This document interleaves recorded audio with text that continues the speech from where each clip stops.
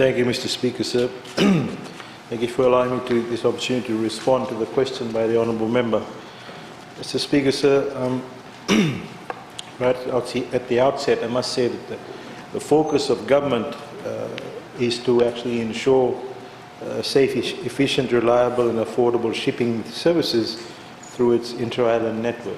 I'll keep my answer brief, Mr. Speaker, sir, because I know we're under the constraints of some time. But effectively what's actually happened with respect to the investments that are being made to improve the inter-island shipping, government actually works off the 5 and 20-year Fiji National Development Plan. Within that development plan, there is a government commitment to shipping for the next 5 years.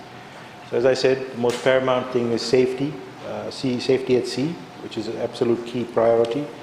And one of the other considerations is actually environmental concerns. So these are the two places initially where the investments are. But there are 8 others, and I'll just mention those briefly. Of course, we rely on private sector investment.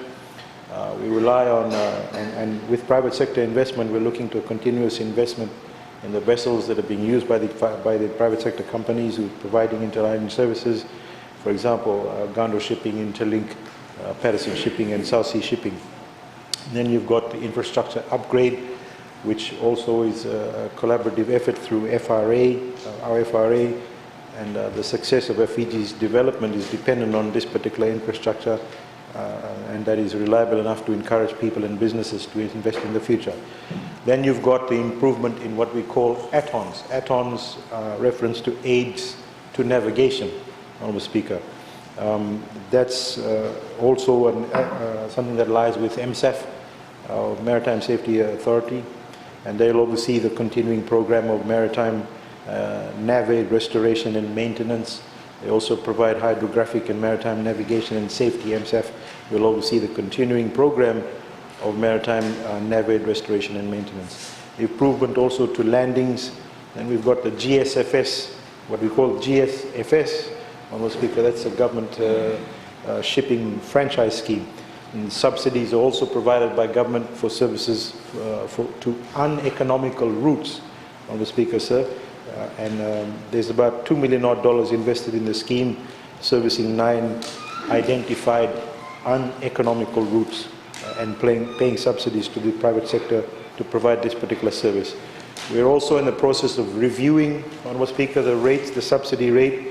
We're also in the process of reviewing the passenger fare and freight charges in line with the cost structures and franchise scheme.